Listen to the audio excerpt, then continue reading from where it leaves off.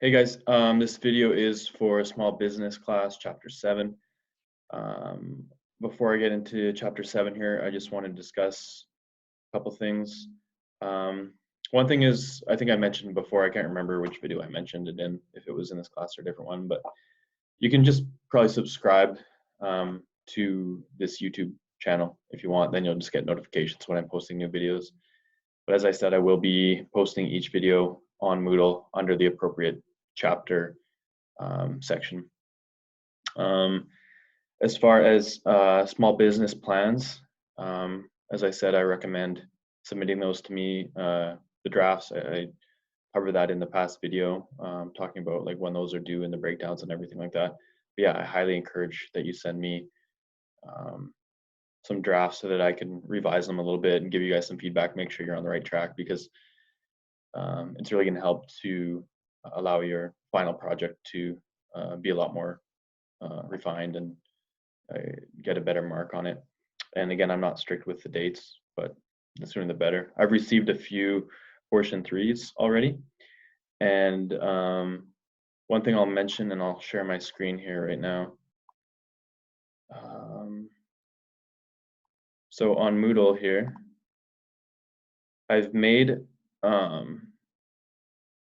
like these little portals here to submit your portions for the business plan, but actually I think I would just prefer them by email. Like this is an option, but I'm noticing that people have submitted here in other classes and I'm not getting any kind of notification that there has been a submission. Maybe there's an option to change that. But so if you're putting anything in these submission portals, I'm not being notified, therefore I probably haven't done them. And with the business plan portions, I would rather look at it right away and send it to you right away. So probably better for those if you just send me an email containing it.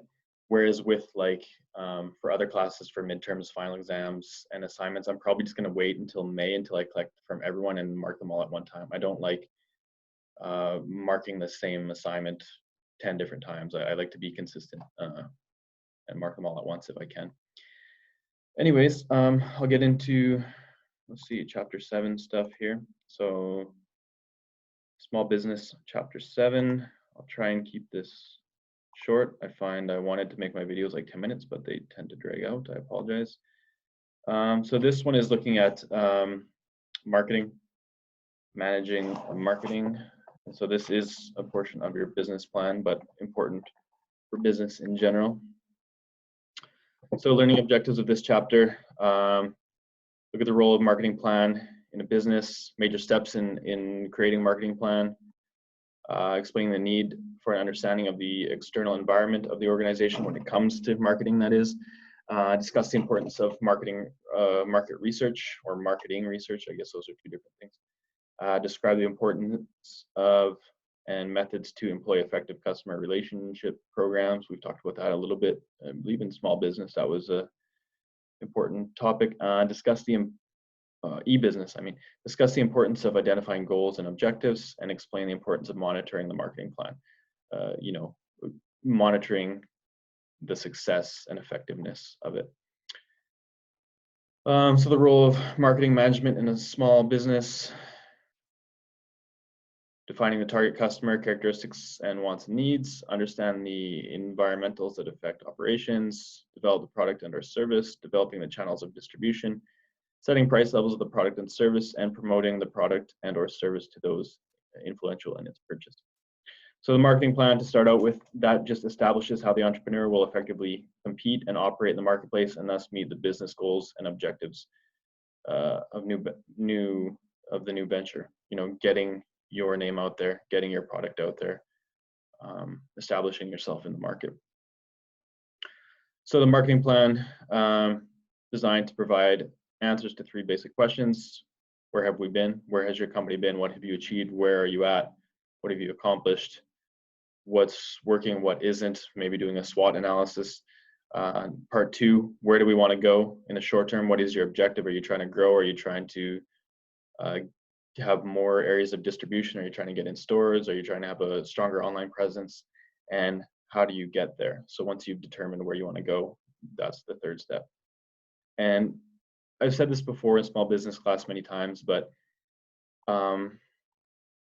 oops, let me go back. It depends. Like what we talk about in class and what's covered in the textbook makes it seem like there's some universal steps to doing things, but there is no universal steps. Like different businesses are going to do it different ways. Some businesses right off the hop are going to be more interested in marketing, and others are going to realize later in their existence that marketing is really important, and maybe they didn't focus enough attention on it. So it really does vary, and it depends so much on the business and the individual running the business. So characteristics of a marketing plan. First one there, it should provide a strategy for accomplishing the company mission or goal. Like with anything, of course, that's something we cover in the business plans you guys are doing. It needs to be in alignment with what you're trying to achieve. What is your mission? It should be based on facts and valid assumptions. You know, also being realistic with statistics and projections and forecasting and all those types of things. An appropriate organization must be described to implement the marketing plan. Continuing with that, it should provide for continuity so that each annual marketing plan can build on it, successfully meeting longer term goals and objectives. Yeah, you know, if you're implementing new marketing strategies, you want to make sure that they can be continued on, that you are seeing big picture. Sometimes you might have very short-term strategies and short-term methods, and that's fine, but also have a bigger picture plan and know what options you have moving forward after those short-term goals. It should be simple and short. Yeah, for the most part, starting out definitely with smaller businesses. Some businesses have more complex, more lengthy marketing plans, and that's fine, but usually simpler is better. The success of the plan may depend on its flexibility. That's hugely important, I would say, too, for a business starting out. You want to be able to be flexible. There's going to be a lot of trial and error starting out a business with marketing and everything, really. You might try marketing on Facebook and realize that it's not working, so you switch to radio, and maybe that works okay, but you know, maybe not worth the money that you have to pay for advertising. So being flexible is hugely important.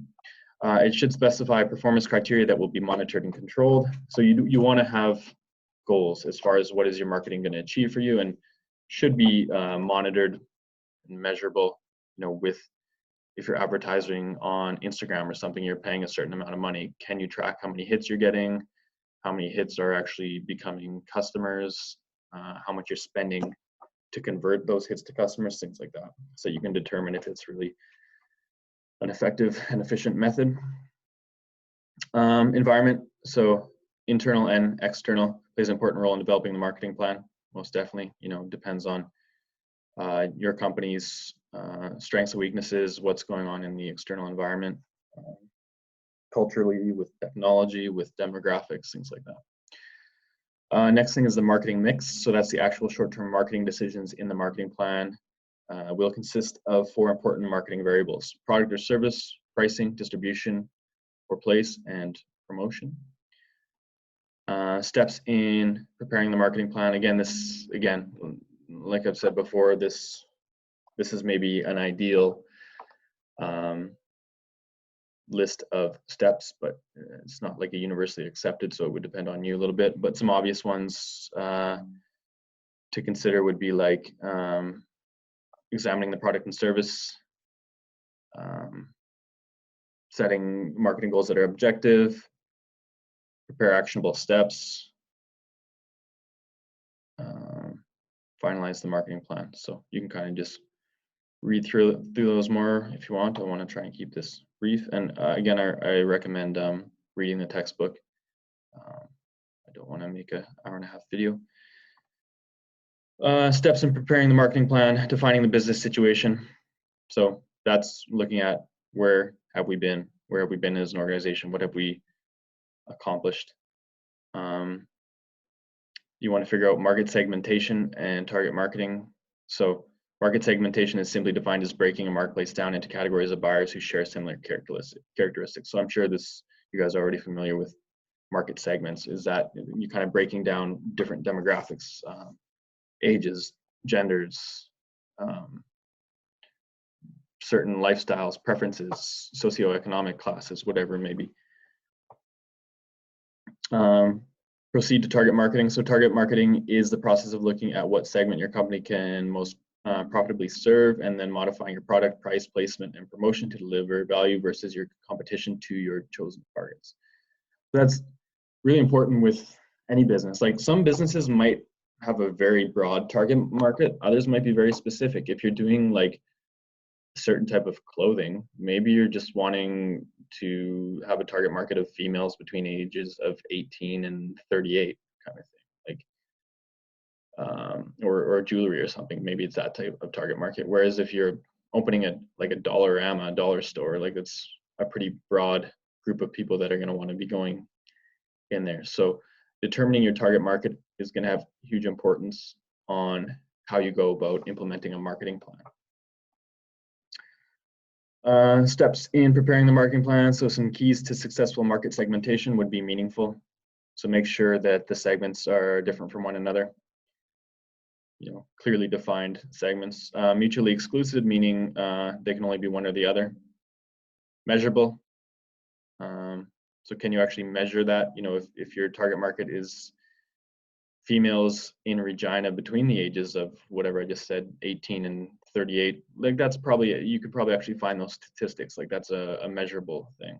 Substantial, each segment must be large enough to represent a group of customers. And actionable, the entrepreneur should be able to promote his or her product offering to the segment. So can you actually make that happen? Is there a way of reaching that target market? Steps in preparing the market plan. Decide what general market or industry you wish to pursue. So it depends on your business. If you are doing photography or mostly focusing on weddings, it's pretty obvious what your target market is going to be. Or if you're just opening a restaurant, it would depend on the type of food that you're making. Second part there, divide the market into small groups based on the characteristics of the customer and buying situation. So demographic, geographic, if you're opening a restaurant in Regina, your target market as far as geography is going to be pretty limited to the city of Regina. Demographic, what type of food are you serving? If you're opening a Lebanese restaurant or a Middle Eastern restaurant, it might be hard to get a lot of people in Regina interested in that type of food because they're not so familiar with it. Whereas if you're opening like a sandwich restaurant or a pizza place or whatever, a little bit easier to appeal to that demographic in Regina. I know now there's a Jollibee restaurant in Regina. I believe it's on the far east side, and they would have had to have done quite a bit of market research to make sure there's enough, Filipinos in the city of Regina, because Jollibee is a Filipino restaurant and most Canadians aren't familiar with Jollibee. So if they were just to open one of those in Regina, it probably wouldn't succeed. So you would have had to take a look at the statistics for number of Filipinos in Regina to make sure that it would be successful. And then maybe from there it'll spread to other demographics. Canadians who have immigrated from other countries, or Canadians that were born in Canada and have been in Canada for multiple generations. That will come in time, but starting out, they'd want to be certain that there's enough Filipinos to like that restaurant to be available.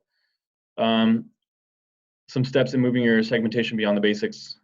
Psychographic, so that's just looking at personality and lifestyle. Different people have different lifestyles. I'm not the best person to market to since I'm kind of a minimalist.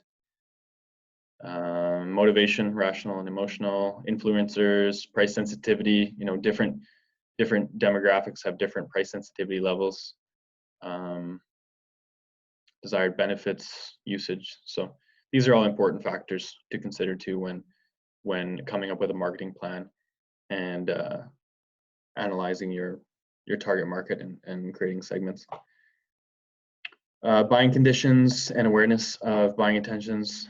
Next thing there is number 3, make sure the segments are meaningful, mutually exclusive, measurable, substantial, and actionable. That was kind of covered already.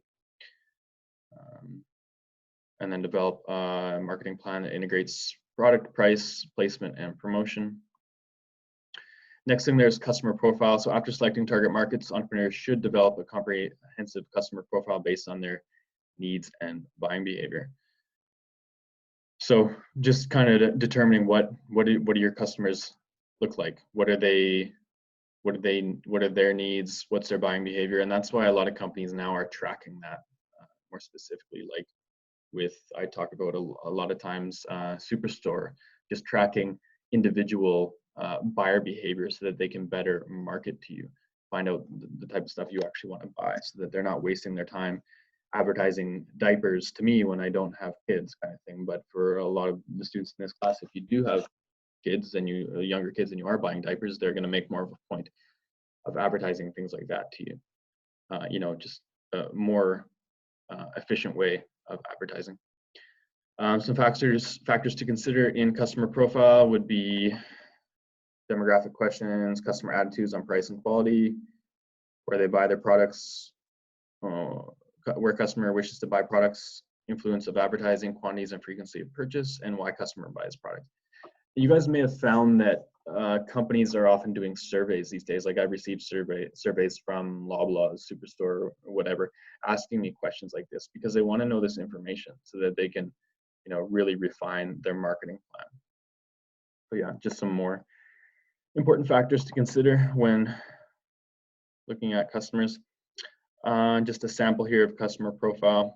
Demographics: some women age 40 to 55, income of 75 plus, university degree, highly computer literate. So maybe a company that's looking at that demographic, maybe that's like higher end fashion or something like that, for mature women, you could say. Frequency: shop frequently in the downtown core, often weekly or bi-weekly. So food being the example there. They want to attract, if you have a food truck downtown or something, you want to target those type of people that are going to be able to be regulars. If they're shopping downtown regularly or they work downtown, they're going to be there multiple times. That's who you want to attract. Big businesses like FCC or whatever downtown, try and get their employees aware of your new food truck or whatever it may be. Products: willing to pay a premium for quality products, upwards of 20% compared with shopping district stores. Service: associate service with quality and are willing to associate service with quality and are willing to pay a premium for upper scale service. So this is all one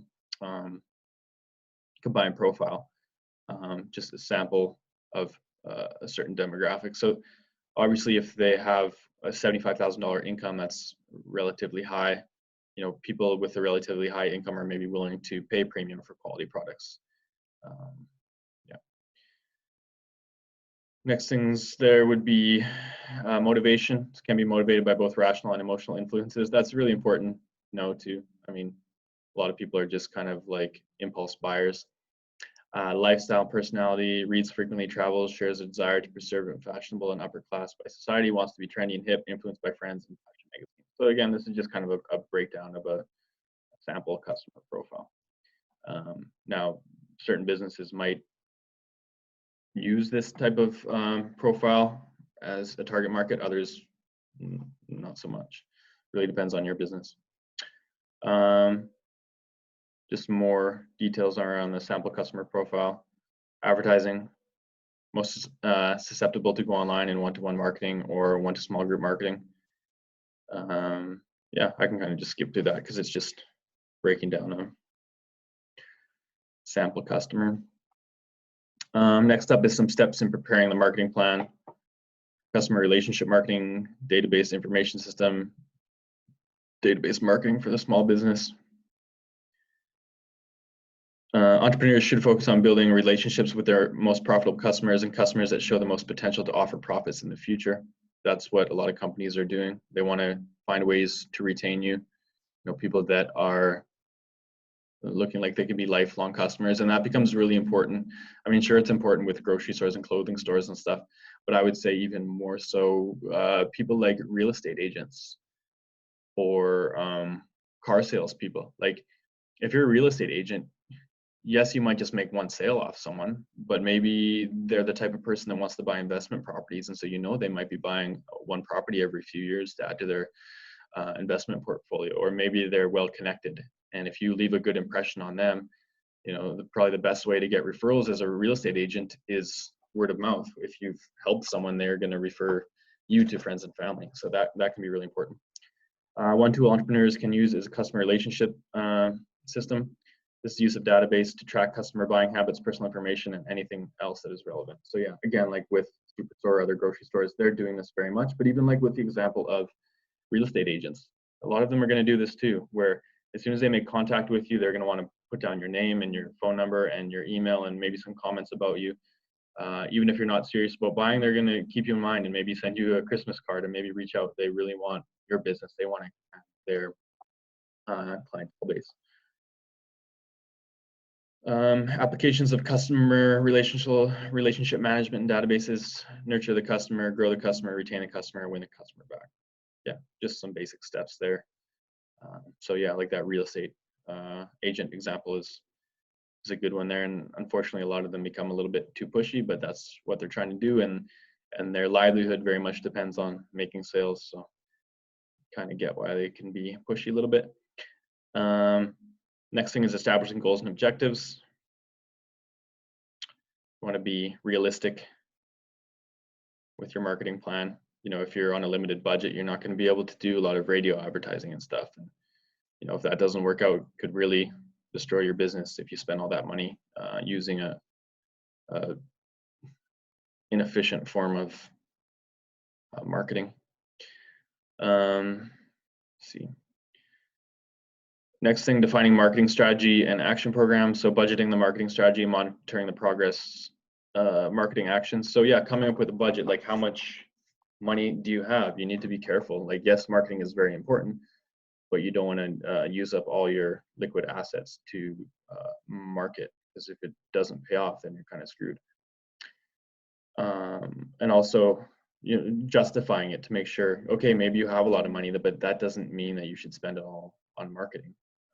So yeah, just figuring out what makes the most sense, and then monitoring the progress of marketing action. So if you decide to do TV or radio or pamphlets or social media, monitoring what type of effect that has had on your business. Or if you just do a radio advertisement for 2 weeks and all of a sudden you're getting way more calls and way more people coming to your restaurant, your store, whatever, you know, that's probably an indicator that the radio advertisements are working. And the better methods you can come up with to track the success, the better it will serve you, because then you can really just have more information to be more clear on which advertising methods are working and how profitable they are for you. Some things aren't as easy to track, other things are. Next thing is having a contingency plan, kind of like a backup plan. So why some plans fail: lack of real plan, lack of adequate situation analysis, unrealistic goals, unanticipated competitive moves, product deficiencies, and acts of God. So yeah, being flexible as a business is really important. I could really talk about this stuff for a long time, especially with what's going on right now in the world, where so many businesses are having to close their doors or, you know, shut down. Some businesses are able to be flexible, and it's going to keep them alive. Like, you've probably heard of certain manufacturing companies that now have moved away from what they were manufacturing before, and maybe they're doing making masks or making hand sanitizer or respirators or things like that. So they're offering value, and this is something we cover in macroeconomics. You guys covered that already. Is kind of that invisible hand. Businesses have success by creating value for their customers.